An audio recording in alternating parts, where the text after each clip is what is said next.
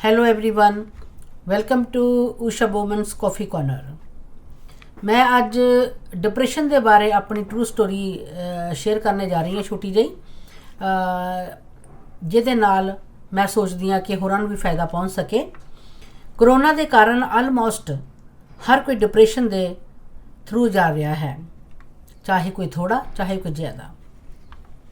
Depression एक silent killer है, इंसान नूं अंदरों अंदरी ही तोड़ता है।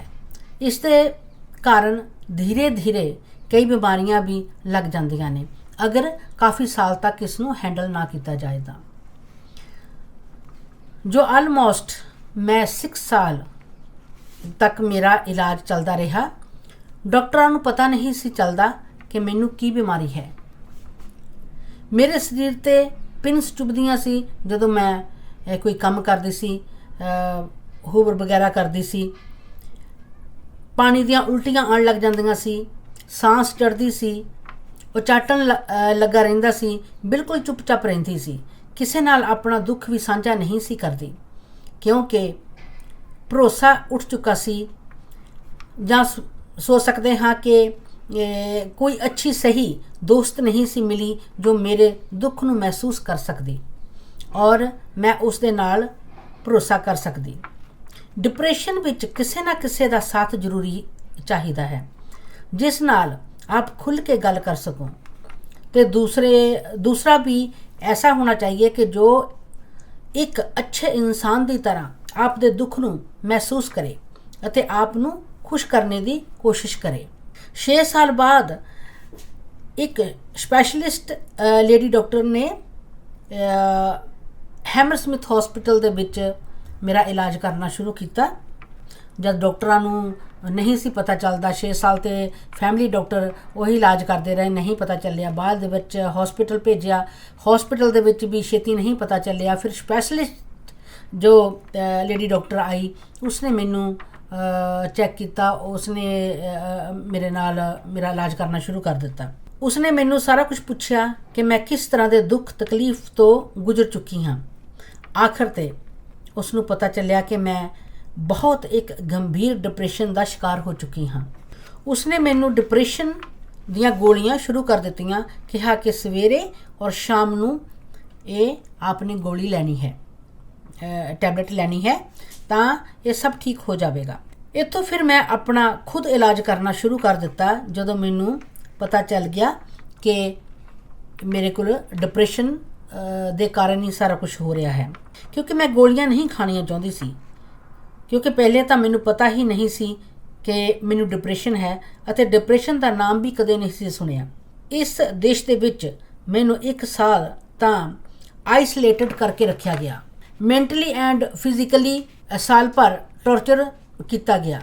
खुदकशी करने की भी कोशिश की पर उन्होंने जालमा ने मैनू मरण तो भी बचा दिता, क्योंकि वो पिछे भी सीगा कि अगर मैं अपने आप नूं मार लिता तो उन्होंने भी पूछा जाना सीगा। फिर तो इस करके दूसरा उन्होंने एक स्लेब मिली हुई सी घर का पूरा काम करने लई ते अपने उन्होंने अपने गुनाह छुपाने लई।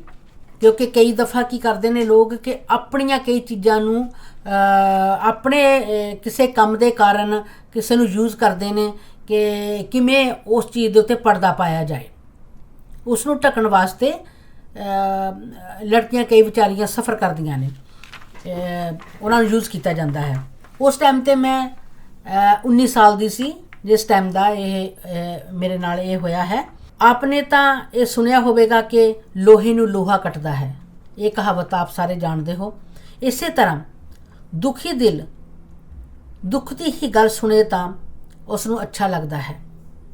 मैं यही बैठ के जब विचार की सी कि मैं किमें अपने आप नूं ठीक करा, तो मैं हमेशा कहनी हाँ कि अपने आप दे नाल कदी गल करके देखो, तुहाडी जिहड़ी सोल है वो तुहानूं जरूर कोई अच्छा जवाब देगी।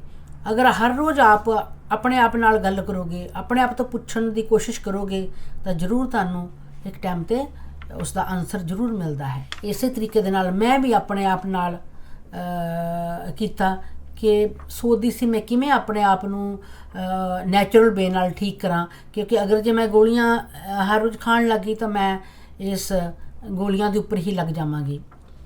लेकिन मैंने जो फिर किया उसने मैनू इस दे विचों निकालिया, जो कि मैं सोचा कि लोहे नूं लोहा कटदा है। तो मैं हर रोज़ दुख भरे गाने सुनती सी, वो मैनू अच्छे लगते सी। तो अपना कदी कदी उन्हां दे नाल मैं आप खुद भी गाती सी ते अपना दिल हल्का कर लैंदी सी।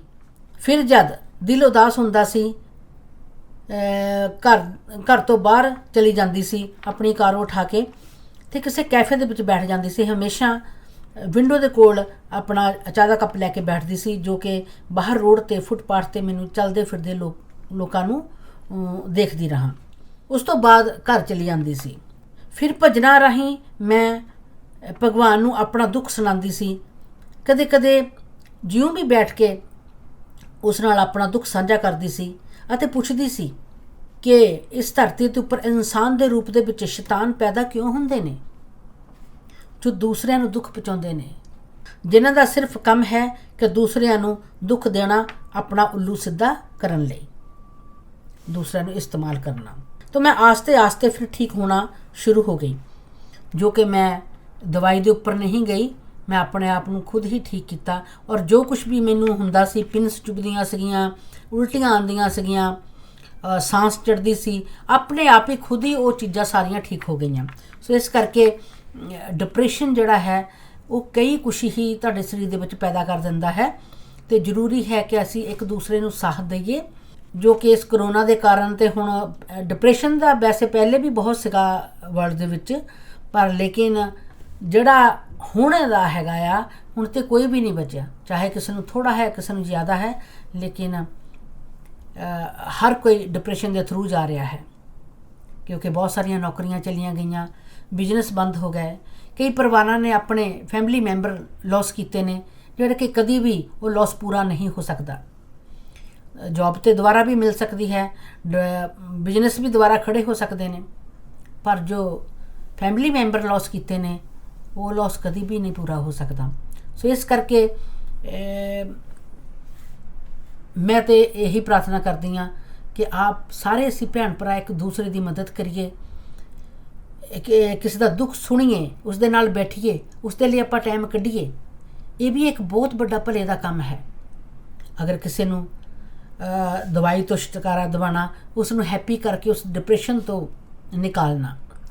तो मैं सोचती हाँ कि मैनूं पूरी आशा है कि कईयां नूं ये फायदा होएगा। इसनूं प्रैक्टिकल च आप यूज़ करके देखो, शायद आप भी इसका फायदा लै सको। हो सकता है इस दे नाल तुसी भी ठीक हो सको। मैं ये नहीं कहती कि हर कोई इस दे नाल ठीक होएगा, पर लेकिन मेरा मानना है कि जो दुख की गल की जाए तो उसनूं अच्छा लगता है, क्योंकि हैप्पीनैस दे गाने सुनोगे, हैप्पीनैस दीयां गल्लां सुनोगे, उहदे नाल की होएगा, क्योंकि अंदर तो तुहाडा दुख नाल भरिया होया, तो तुहानूं हो जाए संगीत अच्छा नहीं लगेगा। जो तुहानूं पीस दिंदा है उसनूं देखो कि किहड़े तरीके नाल तुहानूं पीस मिलता है, उसनूं करना स्टार्ट करो, जिहदे नाल तुहानूं आस्ते आस्ते फायदा होएगा। कदी होप ना छड्डो कि भी हाँ ये ना सोचो कि जल्दी आराम नहीं आया, अगर महीना लगना या 2 महीने लगने, क्योंकि मैनू भी साल भर मैं अपने आप नूं इस तरीके नाल करदी गई सी, जदों कि जाके मैनू ये फायदा होया। तो आप भी इसनूं करके देखो। और दूसरा, जिन्ने भी भैन भरा ने, मैं यही कहांगी कि हर कोई एक दूसरे लिए टाइम कड्डो, उसका हाल चाल पुछो। कोई भी डिप्रेशन दे विच जा रहा, जां कोई चुप चुप रह रहा है, तुहाडे दोस्त, तुहाडे रिश्तेदार, फैमिली मैंबर, तो समझ जाओ कि कुछ ना कुछ है जो कि इस दे मूँह दे उपर इतनी हंसी नहीं आती, अच्छी बात नहीं कर रहे और अकेला रहना पसंद करते हैं, तो उस नाल गल करो, पुछो उसनूं। तो मेरा ख्याल है कि बहुत सारे भैन भरावां नूं छुटकारा मिल सकता है दवाई तो बगैर। Thank you very much.